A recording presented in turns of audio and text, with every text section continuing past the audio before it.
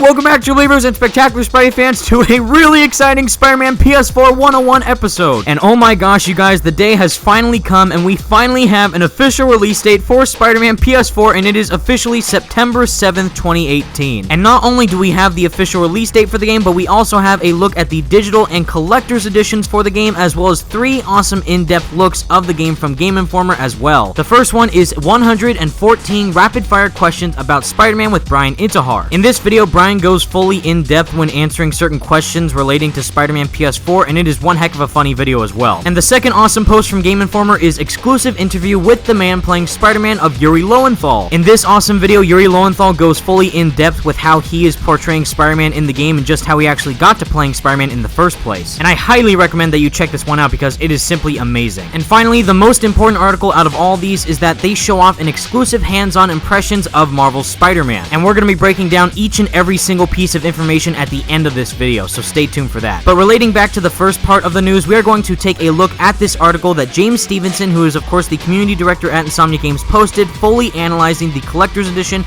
and release date for Spider-Man PS4. So this article states, Marvel's Spider-Man swings to PS4 September 7th, collectors and digital deluxe editions detailed. First look at the game's final box art, collectors and digital deluxe editions, and pre-order bonuses. You all have been waiting for it a long time. We've got emails, phone calls, tweets, Instagram posts, and impassioned pleas. You want to know when Marvel's Spider-Man will finally be in your hands. Everyone here at Insomniac Games is thrilled to announce that Marvel's Spider-Man will launch on Friday, September 7th, 2018, exclusively for the PlayStation 4 system. It's been an incredible experience for us to spend the last few years working on this game, from getting to create our own unique universe and story for our favorite superhero, to working with our talented collaborators at PlayStation and Marvel Games, to developing relationships with the Spider-Man and Marvel fan community. Spidey Squad represent! It's been an amazing journey thus far. Along with the release date, we get to show you the final box art for Marvel's Spider-Man. Insomniac has a history of excellent game covers, from Ratchet & Clank Future: A Crack in Time to the bold Ollie Moss Resistance 3 cover. We went with a pure red background and a striking image of the web slinger. Our more experienced Spidey in his brand new advanced suit can be seen confidently web swinging against a bold red backdrop. To juxtapose the unique look of our Spider-Man, his pose takes inspiration from over 50 years of fan favorite Spider-Man comic book art and artistry. Astute fans of the wall crawler will see nods to the work of J. Scott Campbell, Mark Bagley, John Romita Sr., John Romita Jr., Joe Quesada, and of course Steve Ditko,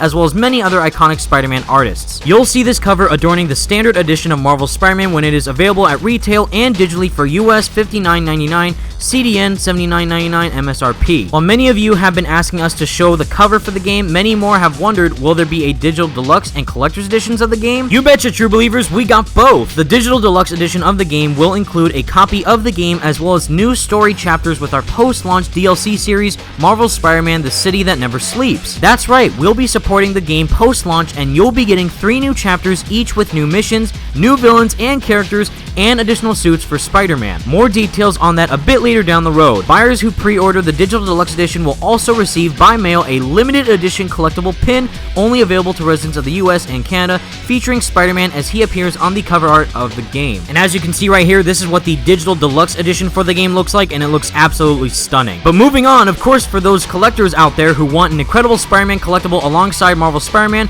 we have just the edition for you. The collector's edition includes all of the digital content from the digital deluxe edition, as well as a steelbook case featuring the iconic White Spider, mini art book from Titan Books, and an awesome Marvel Spider-Man statue by Gentle Giant. Pay extra special attention to the statue though, and you'll notice something is obviously missing. We haven't revealed the entire statue for the collector's edition, just Spider-Man perched on top of something. What could that be? It's too spoilery to show you now, but stay tuned. And just seeing what this collector's edition looks like makes me want to cry. All the content that comes in with it is insane, and I can't wait to see all the other awesome missions that are going to be included within the City That Never Sleeps pack, as well as all the pre-order bonuses that are going to be in the game. That said, no matter where you buy it or which edition you get, you have a chance to grab these pre-order items. Whether it's a Spidey suit pack featuring Spider-Punk, as well as a couple suits we will reveal this summer, the Spider Drone gadget, a PSN avatar, an original PS4 theme designed by renowned comic book artist Adi Granov, or just some extra skill points to unlock faster web swinging sooner, our pre-order bonus is the total package. Check out this video of Spider-Punk and its suit ability in action below. And just seeing a skin like Spider-Punk be featured in this game is absolutely crazy, and I can't wait to see what the other two secret skins are gonna be. That's a lot of info, but I realize some of you may have been dying to get your hands on new information about the game itself, as we haven't said much since Paris Games Week and PSX last year. Well, there are a ton more details in the cover story of the May issue of Game Informer. The GI crew came out and got to go hands-on with Marvel's Spider-Man, talking to the dev team and bringing you the biggest look at the game yet. Plus, we got famed Marvel's and Amazing Spider-Man cover artist Alex Ross to create this amazing cover painting for the magazine. And of course, they're referring to the Game Informer cover that was shown off yesterday, which just looks gorgeous. Game Informer will also be posting stories and interviews with members of the Insomniac Games team all month long, so keep an eye out on their website for the latest. That's all for now. We can't wait for you to get your hands on the game on September 7th, 2018, exclusively for PlayStation 4. In the meantime, get your pre-orders in for Marvel's Spider-Man at PlayStation Store or a friendly retailer online or near you. And for all the latest from Insomniac Games, be sure to follow us on Twitter, Instagram, and Facebook. Also, for all the latest from Marvel Games, be sure to follow them on Twitter, Instagram, and Facebook. And every single thing about this collector's edition just makes me extremely emotional, and just seeing how far we finally come from 2016, seeing this all be shown off right now is insane. And I know for a fact I'm gonna make sure I get my hands on one of those amazing collector's editions. So after all that amazing stuff shown off for the merchandise relating to the game, now it's time to actually get into some details relating to all the Game Informer coverage that's been going on recently. So someone was kind enough to fully go over the entire Game Informer 14-page article throughout the story that Game Informer has posted for May and put it on Reddit. And keep in mind, every single piece of information that you're about to see right now is 110% confirmed. However, if you don't want to really necessarily spoil what the game holds for you, I would recommend not seeing what this is. But still, every single thing in here is amazing. So to start off, we have the world of Spider-Man PS4, and the very first point states Avengers Tower, Sanctum Sanctorum, and the Wakandan Embassy confirmed, both of which look fantastic when referring to the latter two, but no heroes have been confirmed or deconfirmed. They overlaid a real map of NYC with Marvel's locations. Central Park and the Financial District are where they are supposed to be. Fisk Tower is allegedly not based off Trump Towers and is designed to be very regal. Lots of gold, and the goons are wearing purple, and Fisk is interested in Japanese culture. So just seeing that New York is going to be this huge, and that we have confirmation that the Avengers Tower and the Wakandan Embassy are in this game, is insane. And once again, we don't know for sure if the Avengers project is connected to this game, but if they're having the Avengers Tower and Wakandan Embassy in here, I think that it might be, but we'll just wait and see. So next up is the villains, where the first point states newspaper articles chronicling the defeat of Vulture, Electro, Scorpion, and Rhino in Peter's apartment. Shocker confirmed robbing a bank and looks a bit like Iron Man, but with his classic hood. Suspicions confirmed that the first mission is taking down Kingpin in a classic Spidey suit. Taskmaster side missions, one specifically cited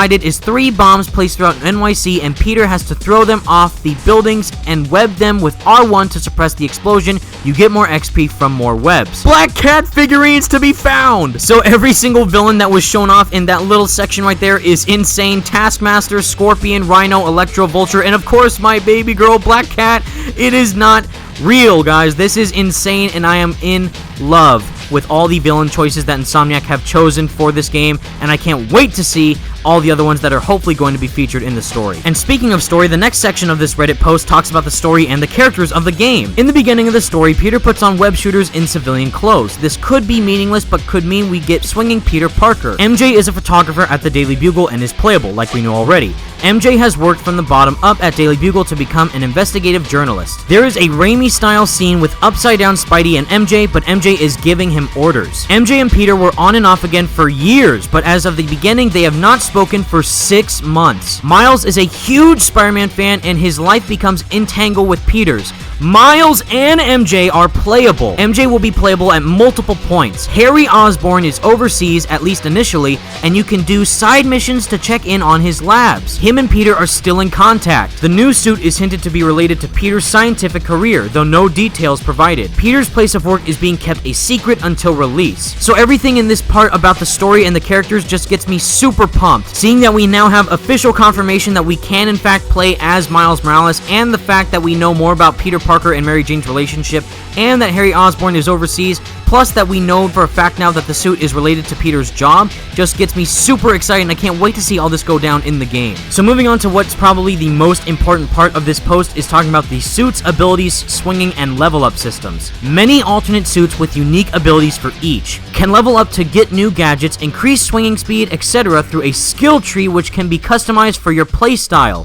One of these upgrades is to redirect rockets from RPGs. Holding L3 triggers a nosedive. Pressing X while swinging shoots a different web, more of a zip or pull. You cannot web swing above buildings or where there is nothing to physically web swing from, a la Spider-Man 2. The suit is designed to be quasi-realistic with respect to real-life athletic gear, the blue bits being flexible and the red bits being a tad more armored/padded. By performing well, the player earns the chance to slow the combat flow to execute a finishing move by simultaneously pressing the triangle and circle buttons. Spider-Man Noir and Punk outfits have been confirmed. The author of the article speculated that the wrestling outfit would also be unlockable. You get XP for discovering locations. If you like one suit ability, you can move it to another suit. 3 alternate suits confirmed: Classic, Noir, and Punk. Classic gives Spidey 4 times the damage and glowing fists. It is unknown what Noir does, though it seems there is a gun on his hip, and Punk makes Spidey pull out a guitar and send a spherical shockwave that knocks down all enemies. This is insane. Knowing the confirmation of a skill tree, along with seeing how detailed they're going with the suit, along with stuff like nosedives and dive bombing and shooting webs simultaneously, is super exciting,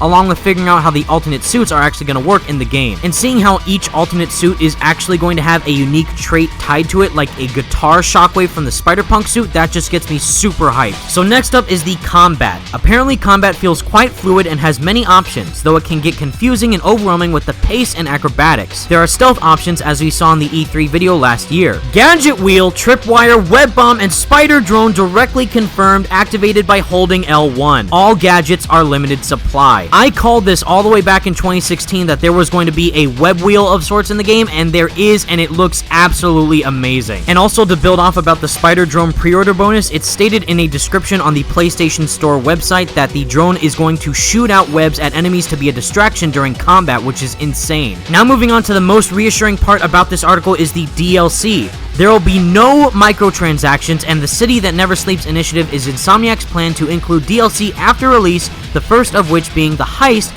which focuses on Black Cat and is set in a museum. I don't care at this point that I have to buy DLC in order just to see Black Cat and Spider-Man PS4. I'm buying it, and I'm going to get it so fast that it's going to be insane on how much I'm going to be playing that. As you guys know, I love Black Cat, and this is just insane for me. And for me, the most exciting part is talking about all the assorted aspects of the game. Photo mode is confirmed, along with taking selfies with citizens, also high fives and finger guns. This part is insane right here. Webbing basketballs and trying to make 3-pointers. The author stated that they webbed the basketball and spun it around a few times before attempting the shot, possibly suggesting full control over the webs. There are random crimes in NYC with no hero or menace system karma meter. So the backpacks that we actually saw on the minimap turns out to be Peter's that he stashed in places days, weeks, months, or even years before, containing backstory and the lore through audio clips. Background characters are realistic and Uncharted 4 style. Apparently a surprise party for Aunt May thrown by Peter and Lee is directly cited. When walking down the street, people act as though Spidey is just a normal guy. Hey, what's up, G? Fast travel is done via subways. You need to be at a subway station, and there are cutscenes of Spidey on his phone while riding as seen on the front page multiple times. R3 activates an Arkham/Eagle Vision type of thing for revealing important things, illuminating them in a golden hue. Spider-Man will not be able to harm civilians. And the last point, there are squirrels! We need a quorum to pick a new pope in case the Exxon Monsanto thing falls through in Africa. Why not use chemtrails? Put a canopy on Uganda.